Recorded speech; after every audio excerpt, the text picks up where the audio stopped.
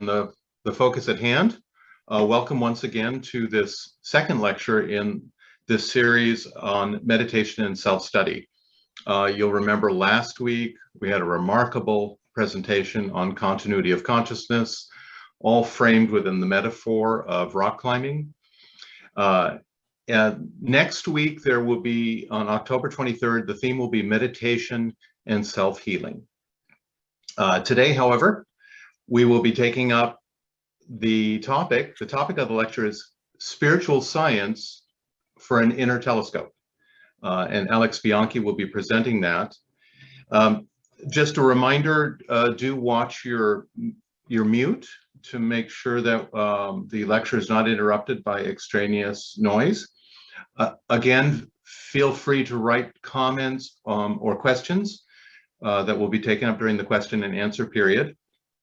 And with the overall format, Alex, I think, will be speaking for about an hour, and we'll have then 20 minutes or so and we'll try to finish up around 12:30.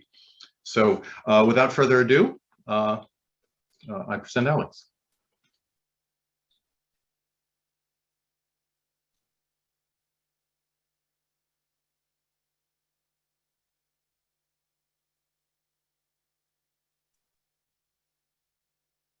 Hi, everyone. So I'll start sharing the screen so everybody can see.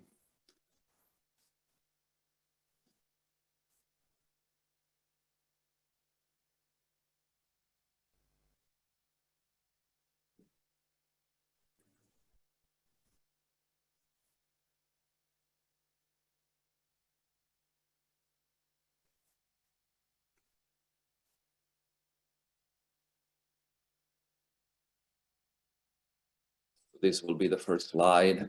And again, I don't have any merits for the slides. We're done by very creative people. Some of them are here today, so thank them for that beautiful work.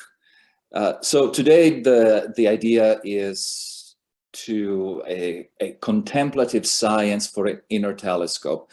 There's nothing really original in this, because all of you have been studying these ideas for a long time. So the idea of the telescope has been used over and over again. But it was, I considered this because when Galileo built the telescope and started looking at the sky, he invalidated, just by that simple observation, centuries and centuries of misconceptions, thinking that the sun was going around the earth and other things. He discovered Jupiter's moon. So discoveries were made through observation, correct observation, and correct interpretation of the data. So by just simply observing, a lot of theories that were accepted for a long time just came down. So the same thing can be applied to observing our mind. So you create this inner telescope and you start observing the mind. And many things that were told many times by neuroscientists, many of them think that the mind comes from the brain. Not all of them. There is a golden minority that is thinking differently. But if by observing the mind and the space of the mind through an inner telescope that is being built from within out, we start making discoveries about ourselves. We're not just reading them in books. There's nothing wrong reading in books. That we need the books, we need the study, very, very important. But then eventually the student wants to discover from within out, is this true? The theories that are presented in Theosophy, the karma, reincarnation, the oneness of life, is there life after death? They're all testable. They can be tested and they can be discovered through first person perception and discovery. But in order to do that, there has to be a kind of a training, an inner training, a preparation, and this idea of creating this inner telescope. Everybody knows that a telescope, in a sense, has three parts, has many more, but we can look at three main parts. The lenses, then the stability on which it has to be placed, and then the focus, which goes with the stability, and then the maneuvering the telescope. So in a sense, if we bring that to ourselves, we could say that the lenses need to be cleaned. So in that sense, we could say the mind is the lens through which we look at the world and we perceive. We have a conceptual mind, perceptual mind, and that's how we look through the world through those lenses. So the first step implies to clean the lenses through which we look at ourselves and at the world. The second step consists in the focus and the stability of the telescope, because if the telescope is wobbling, then the data that we receive are not going to be trustworthy. So the focus, it's very important, and that's the other aspect of the mind, which focus in the mind. So you clean up the mind, you clean up the lenses, then you focus the mind. And then the third one is the maneuvering, which is, in a sense, is the software that allows for the telescope to function. The maneuvering is still that aspect of mind which is imbued with, in Theosophy, we know it as prajna, that discerning wisdom. So that's now, once that telescope is prepared, then the contemplative science becomes a reality for us. Now we have a mind that is not flip-flopping between excitation and laxity, between happiness and sadness. The mind becomes very stable. The mind becomes an instrument that you can bring it wherever you go. And wherever you go, you're gonna offer to the people you share your life, you're gonna offer an instrument that is serviceable, an instrument that is collected, an instrument that is compassionate and wise. And that brings that idea of the practice that we talk so much in Theosophy about, the practices of universal brotherhood. The mind now has become a serviceable tool for the practice of universal brotherhood. Wherever you go, the mind has become like the water of an artesian well. It's an artesian well. The artesian well is constantly emitting clear water. And that's your mind. So wherever you bring your mind, you're going to be an artesian well of clear water for everyone. So everybody that comes close to you, it's bathed in this artesian well of clear waters from the mind. And when I say clear water, I mean not contaminated by the idea of I and mine, that sense of possession, appropriation of everything. So it's clear, it's free from that idea of self-grasping, grasping at duality. So that's the mind that you bring in. So now, this is just as a little introduction of the idea why the title, the contemplative science for an inner telescope. So now we're going to go more into the details. So how do I do this? What can I do in my daily life to make my mind an artesian well? So everybody, I think most of you probably are very familiar with the book, The Voice of the Silence by Madame Blavatsky. She translated she learned 39 of the stanzas by heart, and she gave us, this incredible source of wisdom and compassion that is, it's just like an artesian well, just like that. If the student's mind could actually become the teachings that are presented in the voice of the silence, then we will have, let's say, almost a Buddha will manifest with us. So those are the 6 paramitas.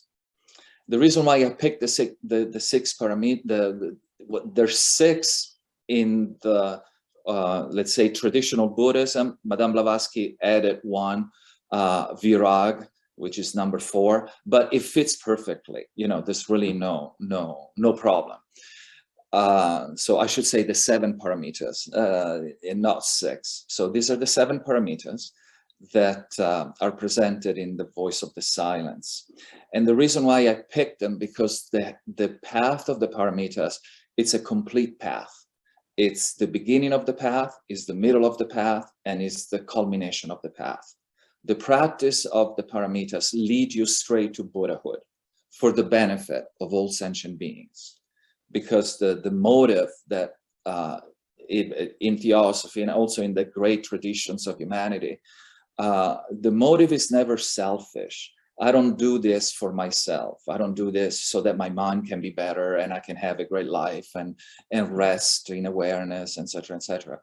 The motivation that impels the student to know himself or herself better and to improve is to be better able to help others and to be a source of alleviating the suffering of humanity, because we see that us, not just the humans, all sentient beings, as the 4 noble truths of the Buddha, the first one is that there is a lot of suffering, and some people translate it as dissatisfaction, which is just perfect too.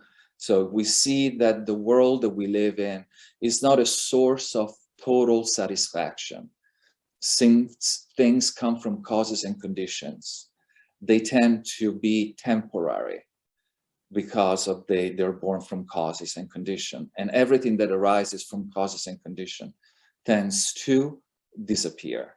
It's cyclic, it's temporary, and will never be a real source of satisfaction. And that's what the Buddha discovered. They're not going to be a source of real satisfaction. Then he presented in the second noble truth, what is the cause of this dissatisfaction? So first we, just like a doctor, right? First tells you what the sickness is, dissatisfaction. Then the doctor tells you, look, the cause of this dissatisfaction is ignorance. And many people might know it also as Tana, this desire, constant desire for life, which is and since we don't know who we are, is totally mixed with ignorance. So that's your cause. But then a very good doctor gives you also the medicine that can make the disease stop. And that was the third noble truth, cessation, nirodha, cessation of dissatisfaction. So that's the medicine that stops that. And then the fourth noble truth is how to never get sick again, how to never get sick with the idea of I am mine. And that was the path. So the Buddha was the greatest doctor, in a sense. He told us what we suffer, he gave us the cause, then the cessation, how to stop that, and then eventually the path, how to stay healthy and never fall back into the let's say the sickness of in the voice is called the heresy of separation. Never fall back into that. And so that's the path. It's sustainable well-being. So through the path, you're able to sustain the inner discoveries that you've made You're not going to lose them. It's not going to be just, oh, I had a great intuition, and then the intuition is gone. It's not sustainable. It's not sustainable because the mind that had that intuition hasn't been trained to be able to sustain the intuitive aspect and integrate it, and then eventually make it profoundly transformative. So the path of the paramita makes everything sustainable. It makes Buddhahood sustainable. No, and it makes the most profound intuitions sustainable. It makes the idea of universal brotherhood sustainable, not episodic. You know, many of us, you know, sometimes if you have a big tragedy, we feel we want to help, but once the moment is past, then we forget and we go back to business as usual. So how to sustain a constant flow of compassion? And that's through this process of the paramitas. So in a sense, we're going to look at this. I would like to look at this from three perspectives. Three perspectives that I learned, and nothing really is mine here. I'm just sharing what I was taught, both by theosophists, Buddhist lamas, and so I'm just sharing what I was taught. And I'm going to present the three paramita from the perspective of outer, inner, and secret. In the letters of Wadia that we study with our French group every Tuesday, I learned, because I really never studied Wadia before, but thanks to the French group, I was exposed to it. Wadia describes it as human, universal, and divine.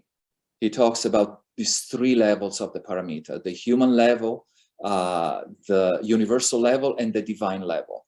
And these three correspond exactly to what I just said: outer, inner, and secret. Because those are the three aspects of our mind, in a sense. You have an outer aspect, an inner aspect, and a secret aspect. So the paramitas really integrate the whole aspect of our mind, from the outer, the inner, and the secret. So in a sense, we can start with the first one, Dana, the key of charity and love immortal. Then you have Shila, Shanti, Virag, and Virya. So you have the first five, as far as, you know, in the Theosophical, are the basis for the, let's say, the manifestation on or making evident the Nirmanakaya body, the body of compassion. Dhyana, the practice of dhyana, makes evident the Sambhogakaya body, and the practice of prajna, the Dharmakaya.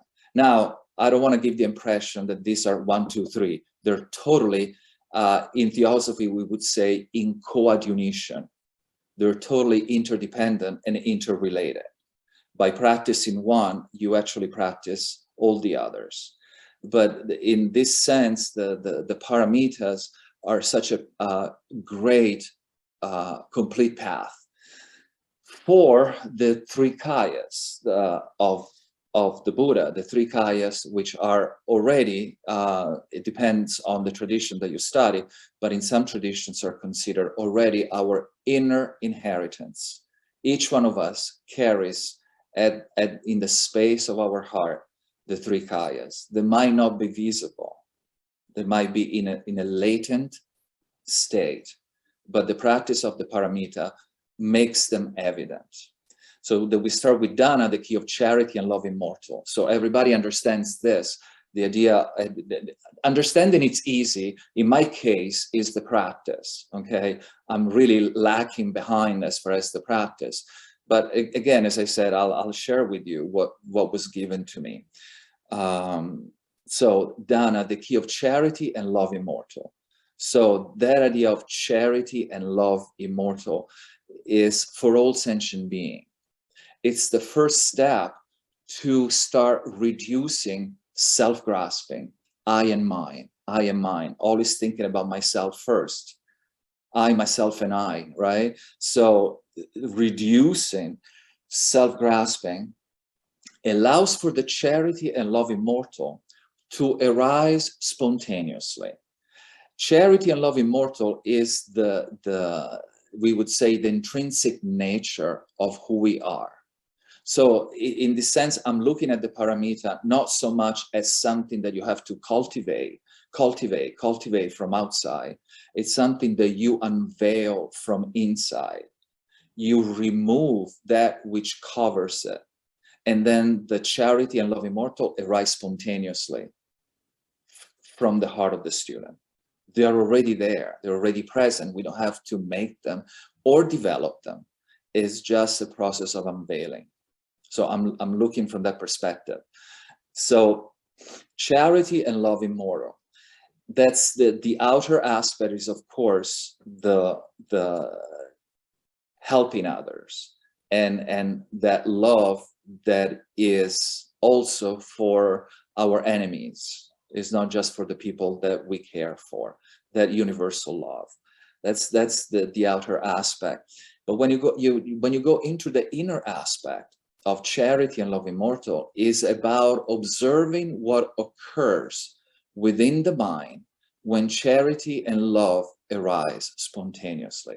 It's a process of observing the pattern, the geometrical pattern, and the colors and the sound which occur within the mind, which are not, when I say sound, they're not audible sound. Oh, sometimes they may be. It depends on the practitioner.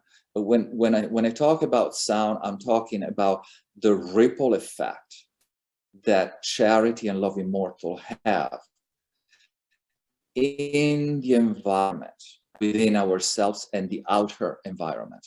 That's why the telescope is so important, because the telescope, in a sense, for instance, in our Western society, we built telescope to look at the outer space. And we made beautiful discoveries, you know, all the galaxy, all the things that we learn through the Hubble telescope. The images are just marvelous. It looks like the secret doctrine in images. In the East, they created an inner telescope to look at the inner space. So we became, we could say the West became an adept in outer space, and the East became an adept in inner space. So they turned the telescope inside, and they start, let's say, focusing on the space of the mind. Mind you, when I talk about mind, I refer to mind and heart. In ancient Sanskrit, that distinction is not there. So I'm not talking just intellectual mind. When I say mind, it's mind, heart, okay? The heart is included. So it's not just an intellectual understanding of mind, because the word chitta, it means both. And I found it very interesting many times when the Dalai Lama gives teachings to the public and he says, my mind, he always touches his heart. You know, it never goes here. He never says my mind. He always says my mind, you know. So that idea of mind is heart, okay? So every time I say mind, I'm not leaving the heart outside. The heart is totally integrated. And when I say heart, the mind is integrated in the heart too. So going back to this discoveries, the discoveries that occur in the inner space of the mind. So you turn the telescope inside and you look at the patterns that arise in your mind when dana is active, when charity and love immortal are active, and you start recognizing certain patterns and certain, let's say, movements of what they call the pranas, you know, the vital winds. And the thing that you notice, if you're observing clearly, you start notice that the winds, the pranas, are slowly untying. Many times our pranas are knotted. They are in knots. And the knots are created by the self-grasping, I and mine, the selfishness, we could say, or, you know. So by observing your telescope, your inner telescope, you're observing that the flowing of the pranas, these very subtle winds, start untying. And as they untie, they create patterns of energy that are harmonious with reality. If you observe the pattern of energy when you are in the midst of anger and jealousy, you see that the patterns are not in harmony with the geometry of reality. And that's an observation that you start making, and that's first-person observation. And you start realizing that these paramitas are a reality. It's not something invented. It's something that is real and produced. It has causal efficacy. It has causal efficacy in our mind. It produces causes that are going to affect our process of evolution. So that would be the aspect of the paramita that is inner, the inner patterns that are created, the geometry. Now, the secret aspect of the paramita, dana, is actually the name. Paramita means the transcendence. So you're transcending charity. You're transcending charity. That's the secret aspect of the paramita. And how you transcend charity? By discovering pristine awareness within you. So you go from the outer, the wonderful loving work that humanity does for humanities and all sentient beings. Then you go into the inner aspect of the paramita, which is the understanding of the patterns and sustainability of those patterns, so that charity and love immortal is not episodic. And then you cut through deeper into a dimension of reality that is unborn, unceasing, beyond the oneness and the multiplicity. And at that level, the charity arises spontaneously. Nothing to do. The work has been done earlier. When I say nothing to do, I'm not saying, oh, don't do anything, just rest and fall asleep. No, I'm not saying that. The work has been done. You've gone through the outer, you've gone through the inner, but then the final step is the breakthrough. The breakthrough is resting in that dimension of reality that is beyond all duality. And by resting, and when I say resting, I'm not saying fainting.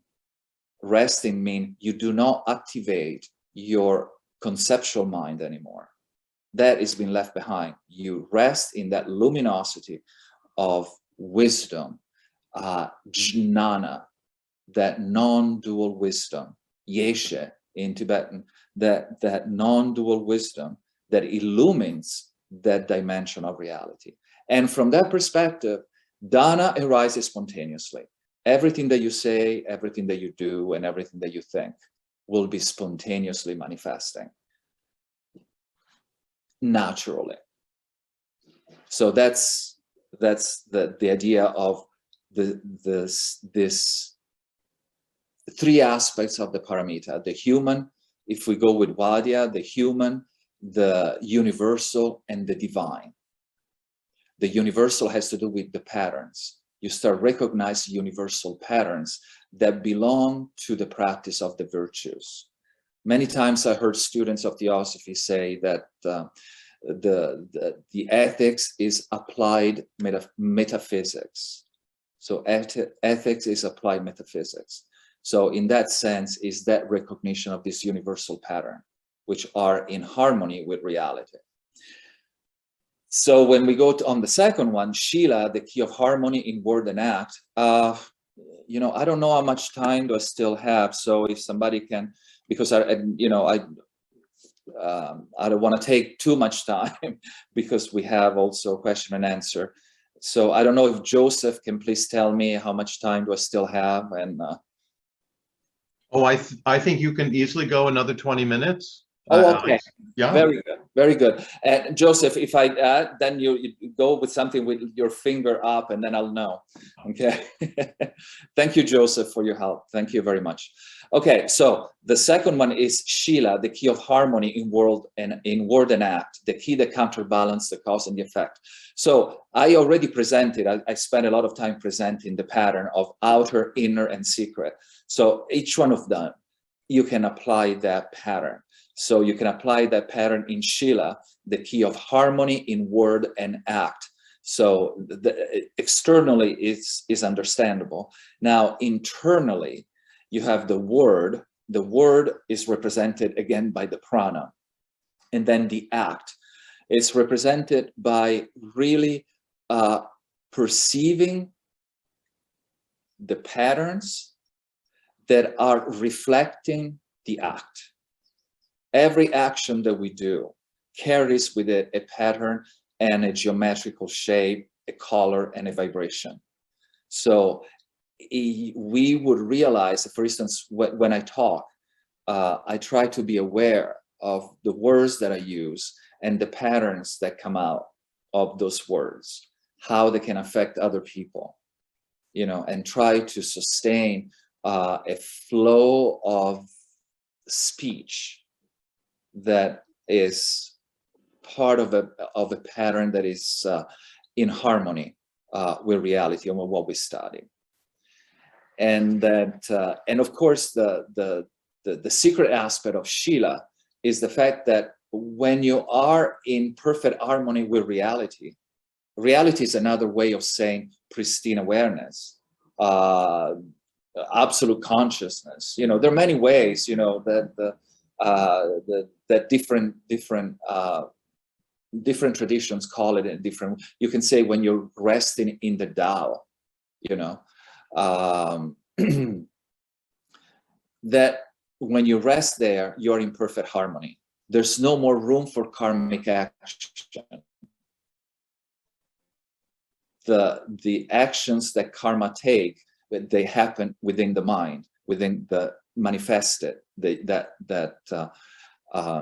level of manifestation in which duality occurs. But when you enter into the dimension of awareness that is beyond all dualities, there's no further room for karmic action. Karma has no, in a sense, you could say that karma dissolves into that luminosity. And that luminosity of wisdom will take up the shape of karma once goes through, we would say, the lenses of duality. That's why we oftentimes we say that karma is manifestation of intelligence, karma is manifestation of compassion, it's compassionate law, etc., because it arises from the luminosity of pristine awareness when it's activated. Then shanti, patience, sweet, then nothing ruffle, the same thing. You do the practice outside and the inner practice, and then the secret practice of patience. When you rest in awareness, the patience arises spontaneously. The buttons that we have, you know, we say, oh, you push my button, all the buttons will be gone. And the one who pushes the button will be gone. That duality of button and pusher will be dissolved. So that's nothing can ruffle. So the same thing with virag, indifference to pleasure and pain, illusion conquer, truth alone perceived. So you have the outer, the inner. In this sense, in virag, the inner would be the winds, the karmic winds will be now entering in what is called the central channel. And there will be a complete transformation of the perception of reality for us. That's why it says illusion conquer, conceptual mind that works on the platform of samvriti satya, the relative truth. Actually, samvriti satya from a translation, literal translation, samvriti satya means a truth that hides a deeper truth. So samvriti satya hides what we call in Theosophy paramartha satya. So the mind whose platform is samvriti satya has dissolved. The illusion has been conquered. only truth is perceived. You're resting in that realization.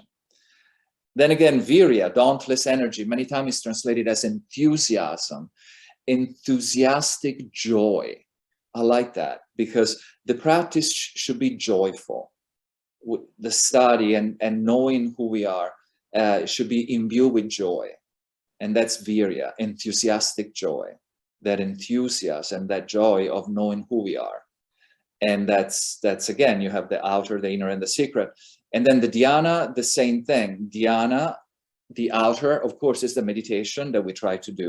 The inner aspect of the dhyana is the fact that the mind has reached a level of samadhi. And then the secret aspect of dhyana is what is called non-meditation, because meditation has to do with the mind. But then eventually you reach a level that mind has dissolved, and the only thing you're left with is a continuous flow of pristine awareness, continuous flow of jnana, non-dualistic wisdom. And that is non-meditation, meaning you don't have to do anything anymore. You embody, and you have become that for which you have worked so effortfully. So the effortful path becomes effortless. It's like a bird, right? The bird that before it flies has to flap the wings, and he has to flap, and make effort to fly. But then you reach the level of flying, and then the bird doesn't use the wings anymore. Just a little bit, allows the wind to take over. And that's when you rest in that pristine awareness of non-meditation. And the seventh one is prajna. Prajna is what prajna is: the wisdom, discerning wisdom in daily life. The inner aspect of prajna is the realization that you are a Buddha. You've been a Buddha from the get-go. You've never been nothing but Buddha. Due to our obscurations, we think we're just separate sentient being. But that's what prajna does. Prajna it's many times it's called like the golden sword of Manjushri. Prajna cuts the veil, pierces the veil of then dualistic grasping, and makes you realize that you've always been the Buddha. And then the secret aspect of prajna is that Buddha becomes manifested through the clear manifestation of enlightened actions. And when I say enlightened actions, they're always the union of wisdom and compassion. So in a sense, again, this path of the paramitas eliminates also, from a very practical point of view, the three levels of suffering. The three levels of suffering are suffering of suffering, evident suffering. Then there is the suffering of change. And then there is omnipresent suffering, existential suffering, just because being born is suffering. So Dana, Shila, Shanti, Virag, and Virya, they help us. The practice of these first five help us in producing, eliminating the first kind of suffering, suffering of suffering. The cause of suffering is non-virtuous actions. So the practice of the first five, which we could call them Shila, we could say Shila is the umbrella term for the first five, because Shila is ethical discipline.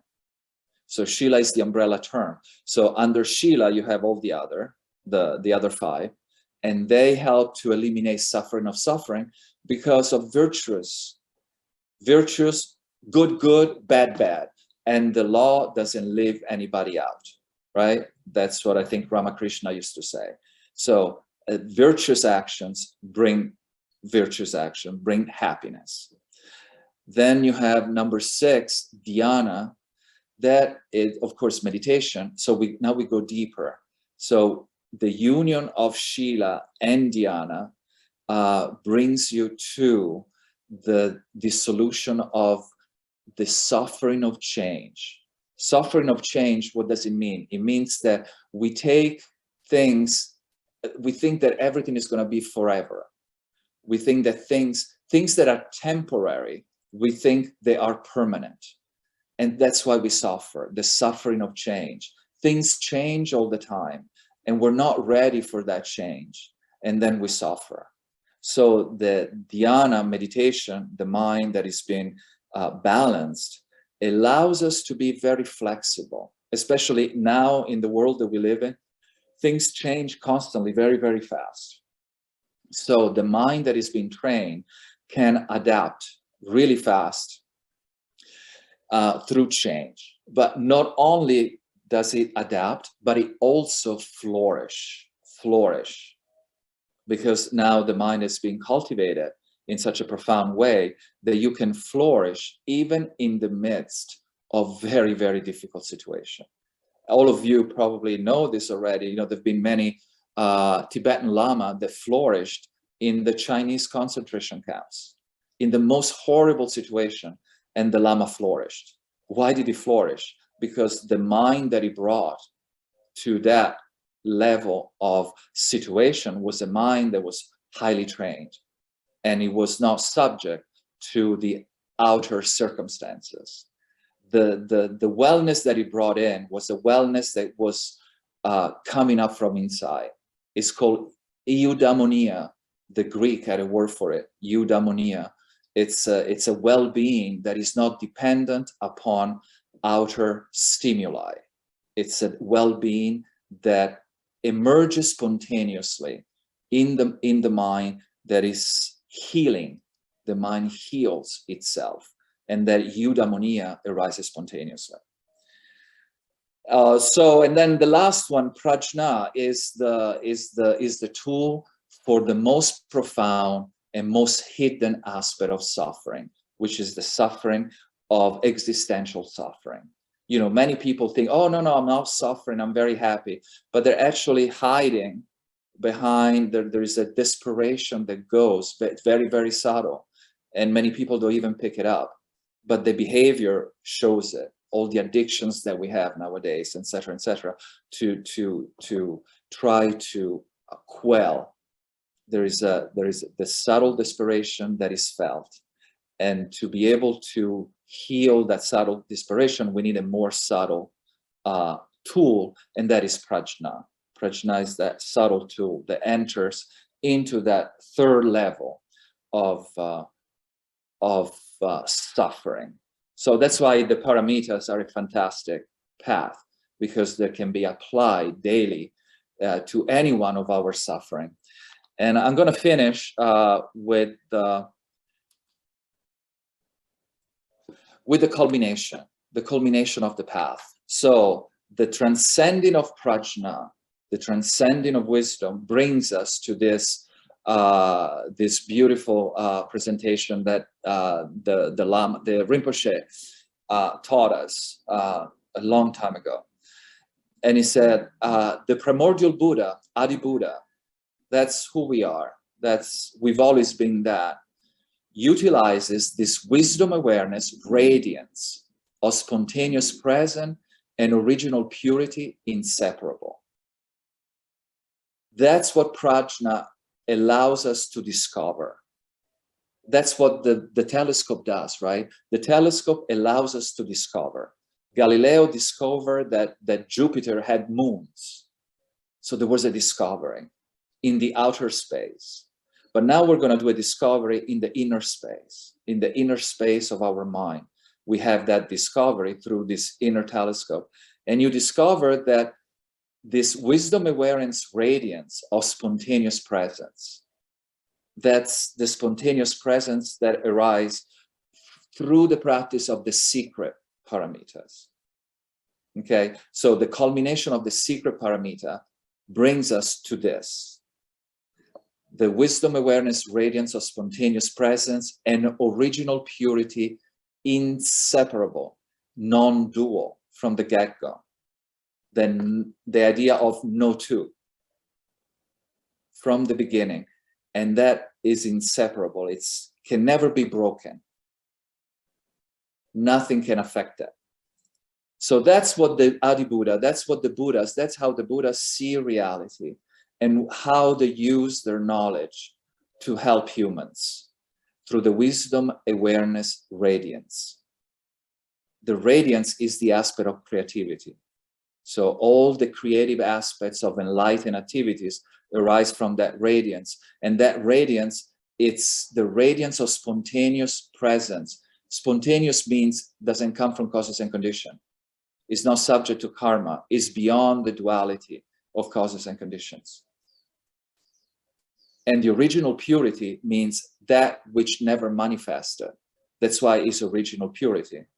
It doesn't manifest, but it is the substrate for everything that appears. Now, as a practitioner, now in our case, when we practice the paramita, now as a practitioner, your experiences the same wisdom radiance field. That's the beauty, the fact that we can experience exactly what the Adi Buddha experienced, because we're not separated from it. We're indissolubly non-dual with Adi Buddha. The essence of our mind and the essence of the Adi Buddha mind is one. We just need to uncover it.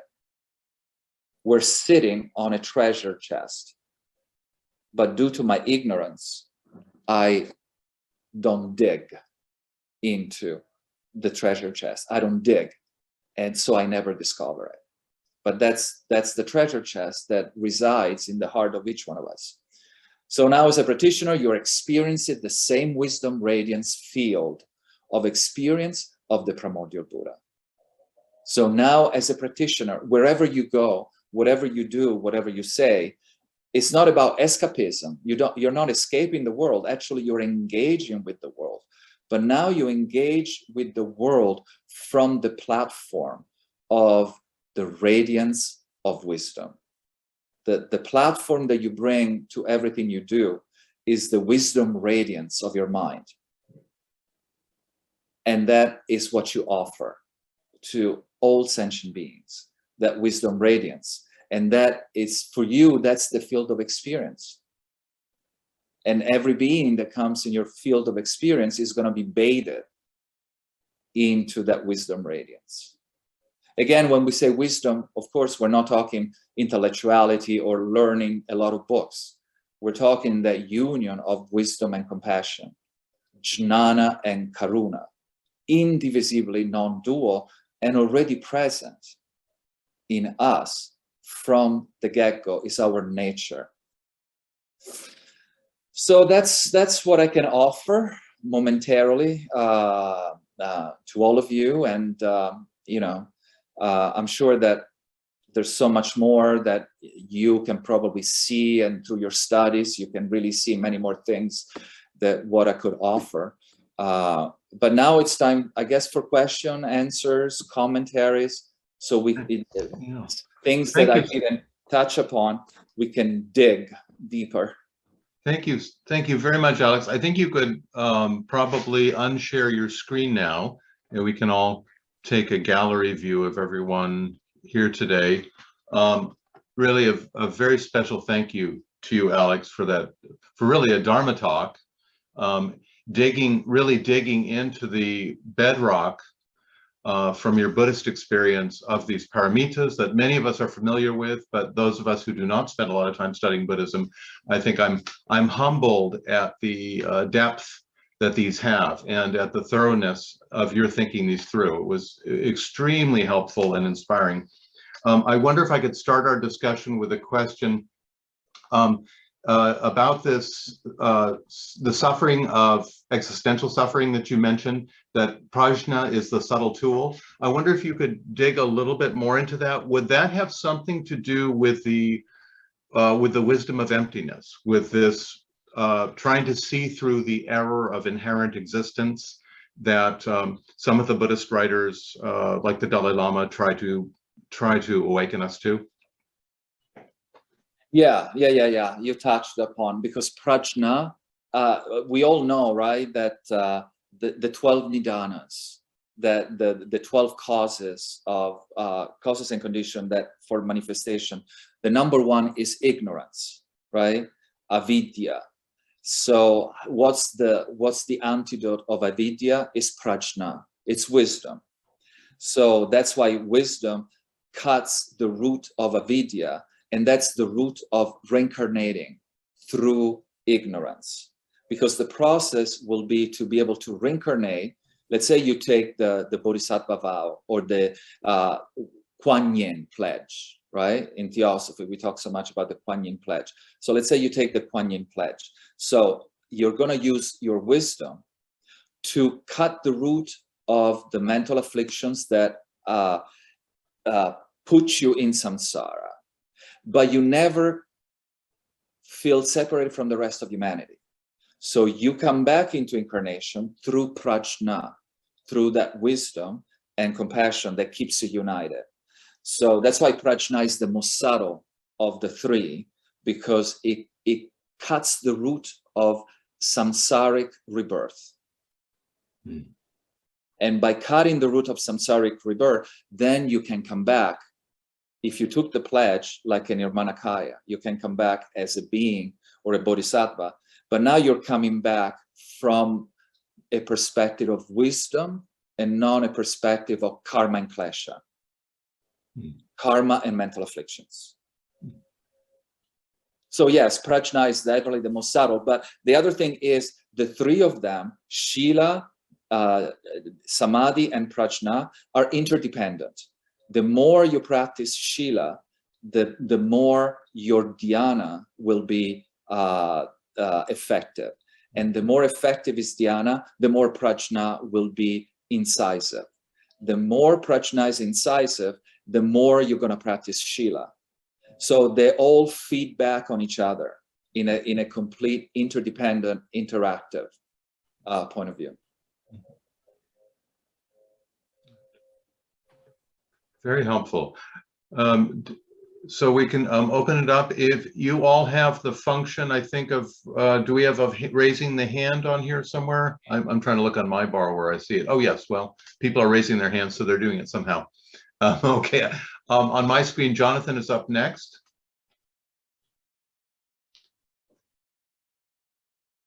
Sorry, I had to unmute. Alex, thank you very much for that just extremely prajna presentation, and just beautiful.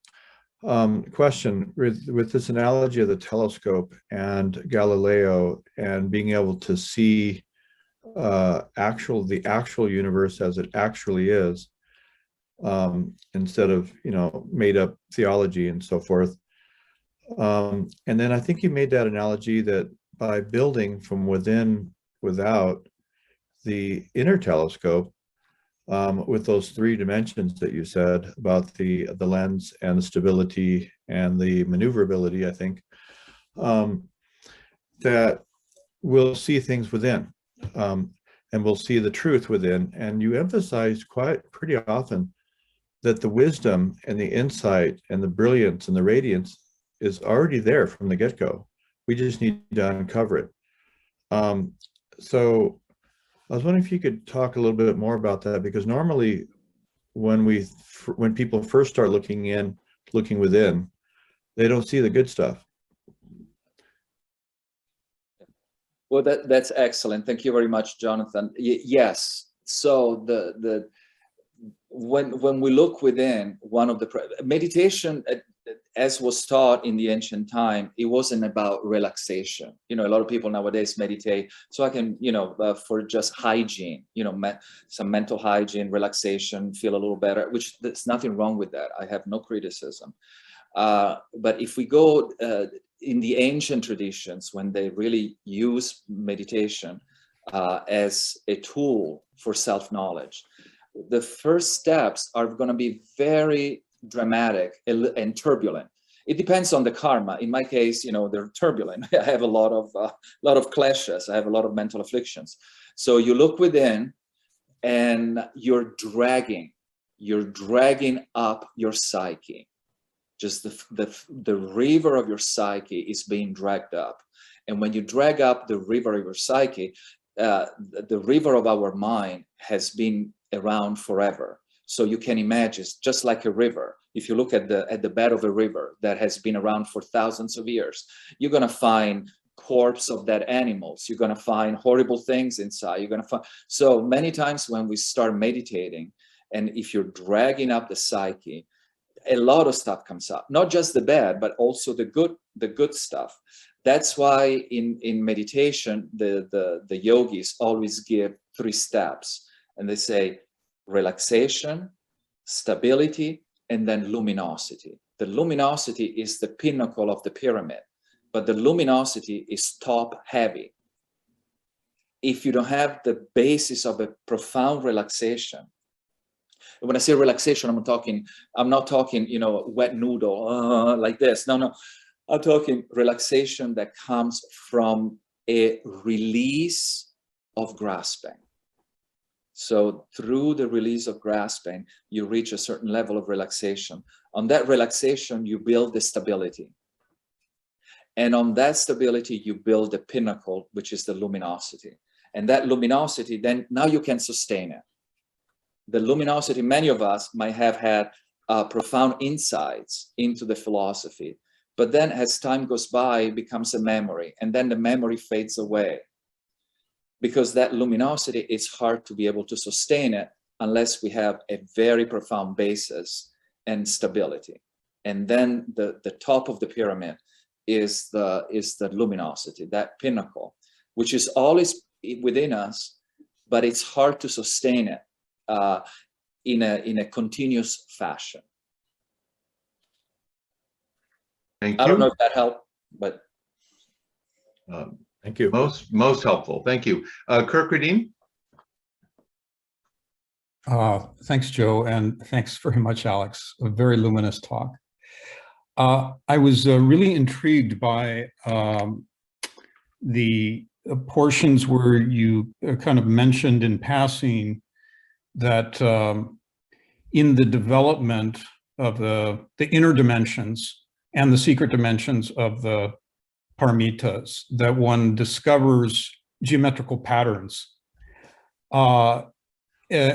First, as you're speaking of, they would be chaotic. They would not be organized. They would not be mathematical. It'd be chaotic. But eventually, you begin to perceive a deeper level of energy and of cognition that has a kind of geometric structure to it.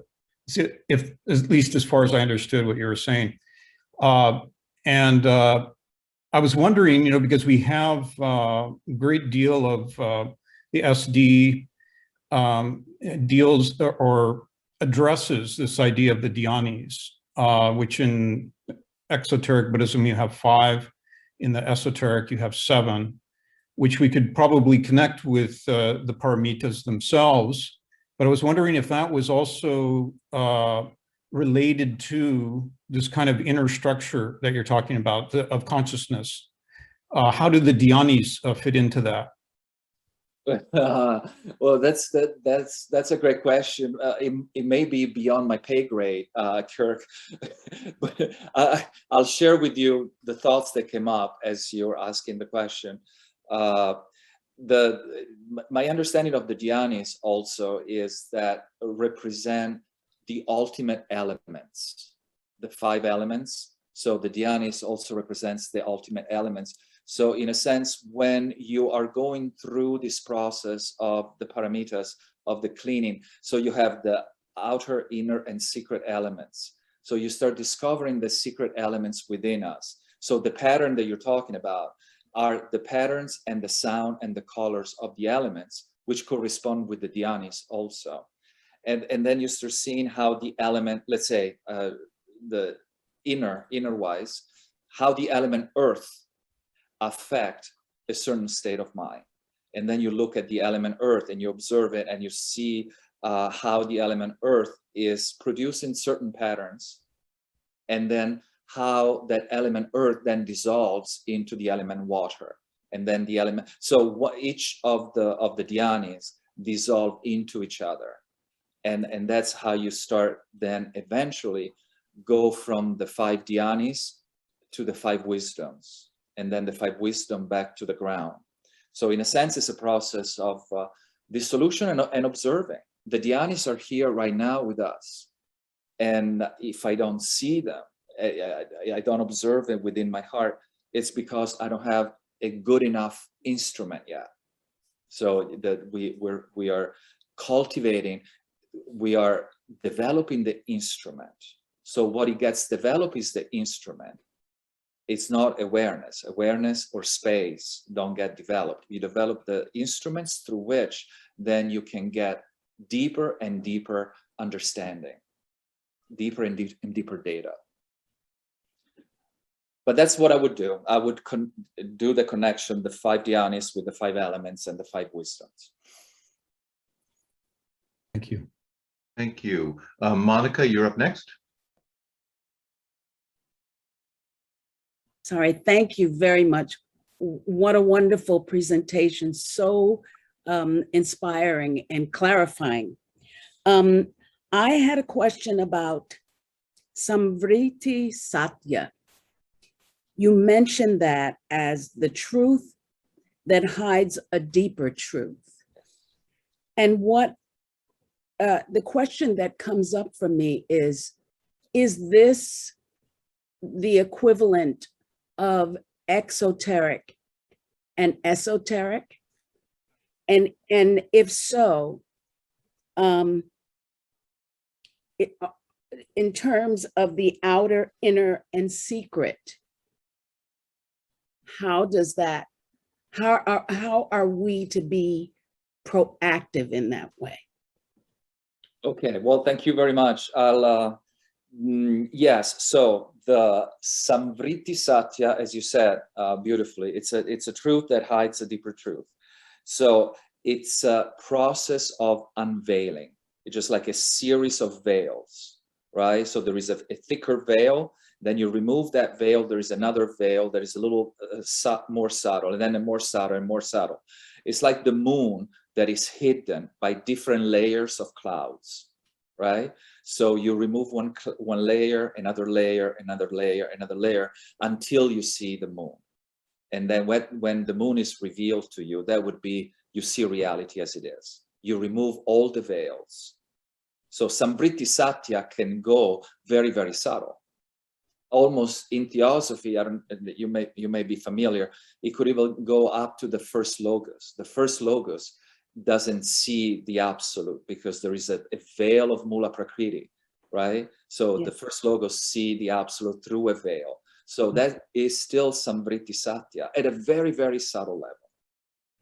So you need to remove even the last veil, and then you are working through Paramartha Satya. That's the other thing. And as far as connecting the inner, the outer, the inner, and the secret with the esoteric, you could say maybe, and this might be very unorthodox, you could say the outer is always the outer, is the exoteric. The inner is the esoteric, and the secret is the super esoteric. The super esoteric. Right. But again, this is very unorthodox, so some people might not really like it, but it's just an idea. That's wonderful. Thank you. Thank you. Okay, Jerry, you're up next. My question, I wanted to direct both to Alex and to anybody else in the gathering. When we're given these teachings by great teachers, they're done with a great deal of precision, one would assume. That's something that we learn in Theosophy. There's no accidents, there's no angle that's not considered. So when we're given the paramitas, they're given to us in a certain order. And just for my own edification, I kind of organize them into, thanks to Alex, into the 7, 4 and 3. And my question has to do with what I'm going to call the lower, the first 4. If we take Donna, Sheila, Shanti, Viraj, and just use the English translations of love, harmony, patience, detachment. My question is there a particular reason for that order? Is there a certain logic to that, or of sequence, from love to harmony, from harmony to patience to detachment, that anyone might be able to detect?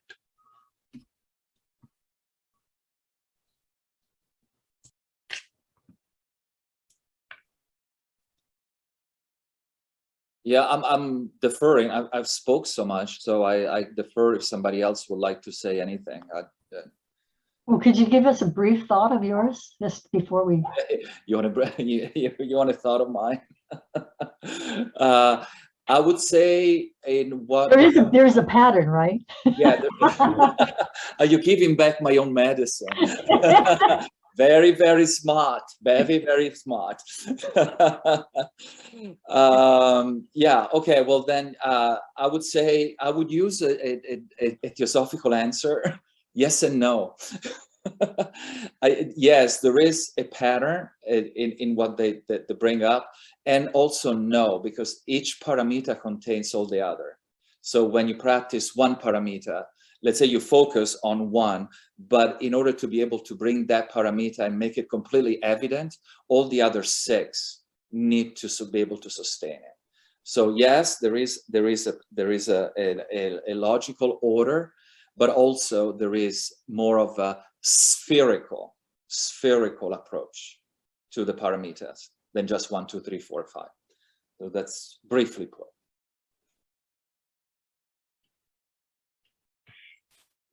You said that at some point that I guess it's which of the 7 paramitas is enthusiasm? It was the 5th, right? Virya. Virya, yes. Virya.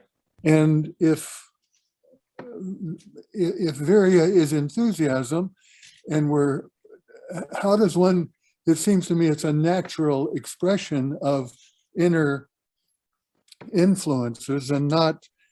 So it's a kind of the top that just comes down. You can't. It's like love. You can't ask. You can't practice love. It comes out as a result of all of the other disciplines, in a sense.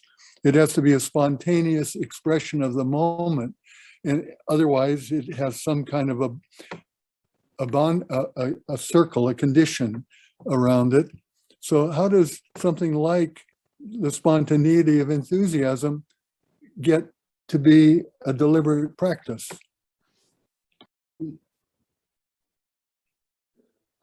By moment to moment.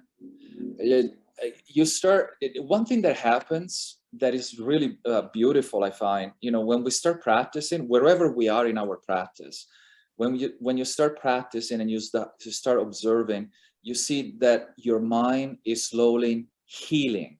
The things that affected us before do not affect us as much right now.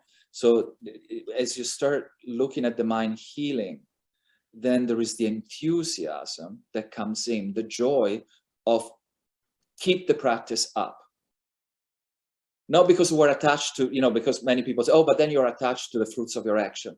It's not because you're attached to the fruits of your action. It's just that the fruits of the actions are going to come up anyway. Results are going to come up. And then you look at these results and you say, oh, I'm happy that I didn't react as I usually did. I was able to,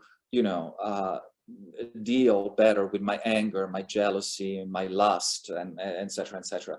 That brings enthusiasm for the practice and joy, because eventually, we're going to bring our mind heart in everything that we do. So when I am at the supermarket shopping, and if I bring a mind that is being cultivated, I could be, sitting, waiting, for the cashier. And even if there is a long line, your mind is stable, luminous, compassionate. You can be sitting in line and still wishing for everyone to get home safe, to have a good meal. May they always have meal in their family, you know. So that's the mind that you bring in all the little things that you do.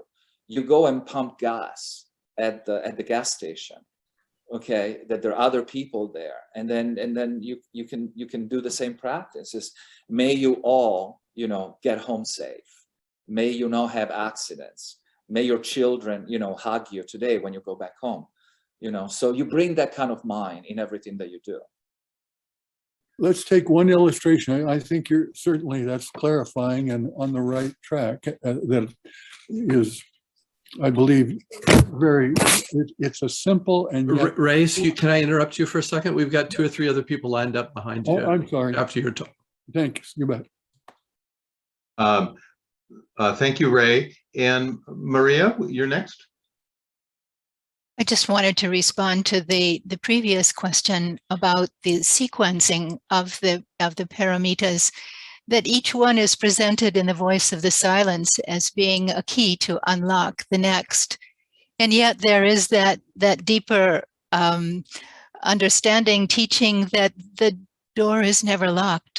The door is never closed to begin with. We only perceive it as such.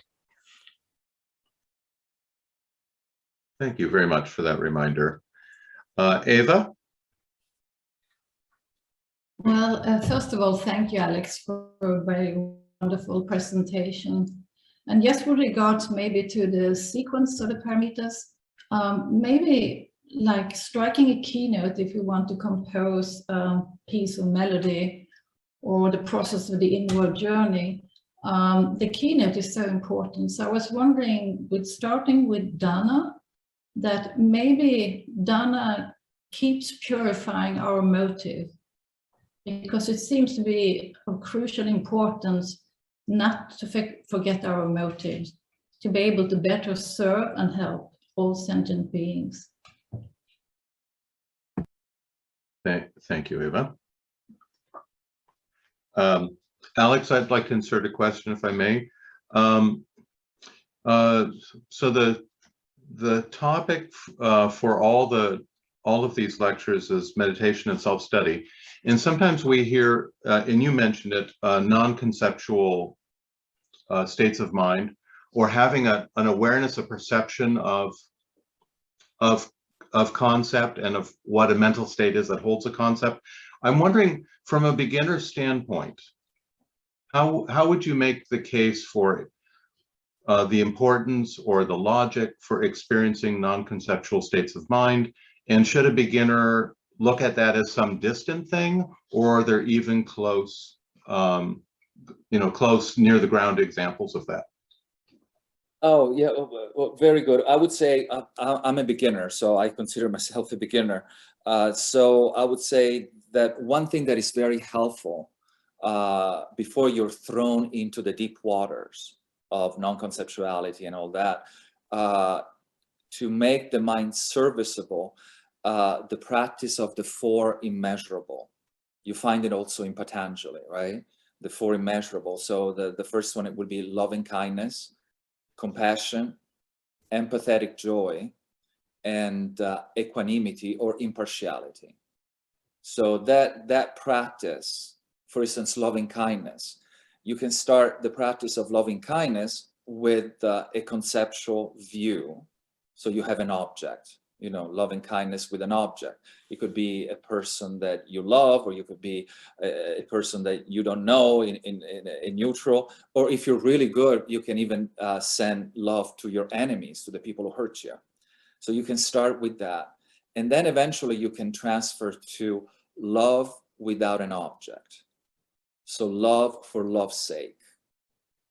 At that moment, that's when you start switching from the conceptual. You go from a seed, let's use in Patanjali, you go from the meditation with the seed with the meditation with no seed. And the reason why there's no seed, because now love is not an object of meditation per se, but it has become that awareness.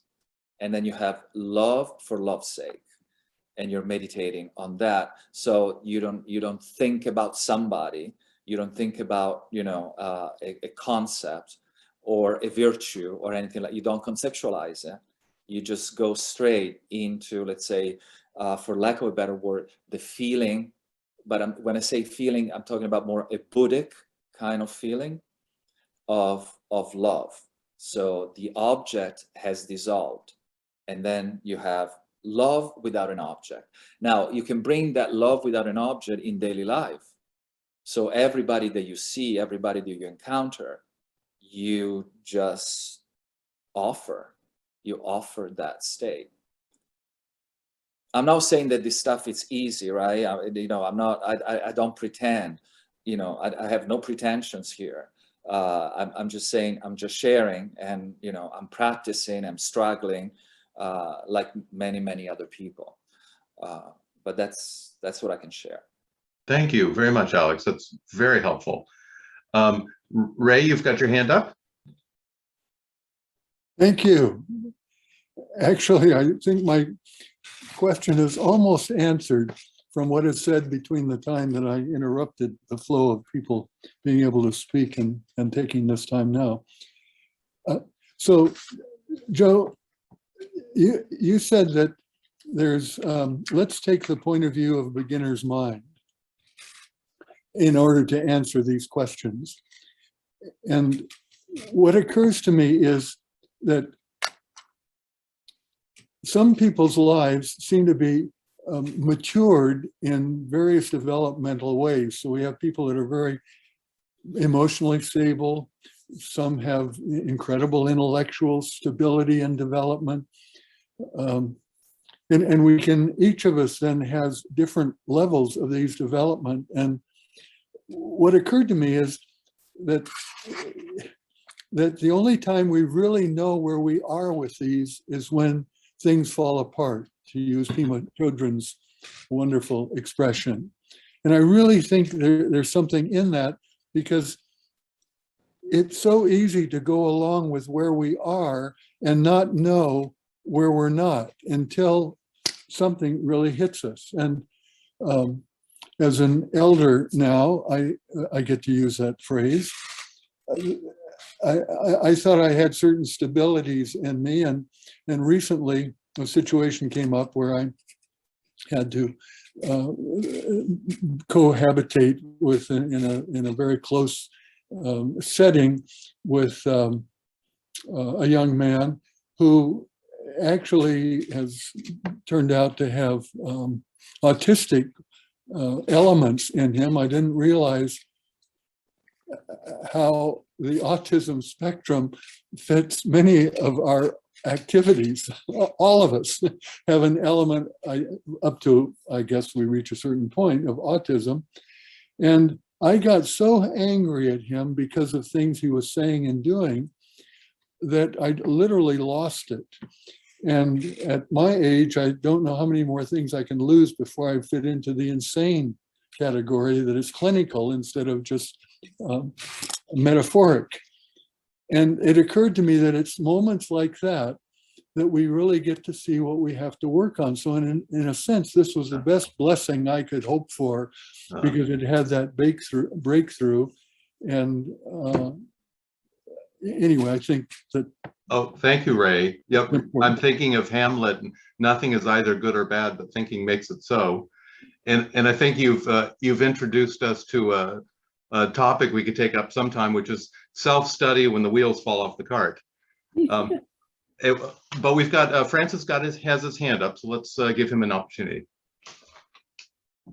All right, so I found it interesting, Alex, when you spoke about the pristine mind and the artesian spring that we all have, that you're suggesting can be reached and experienced through dhyana, meditation, or transcending. And one thing I don't hear so often, and I really found it so nice, is that you also are explaining that at some point that pristine mind does not leave, stays, and that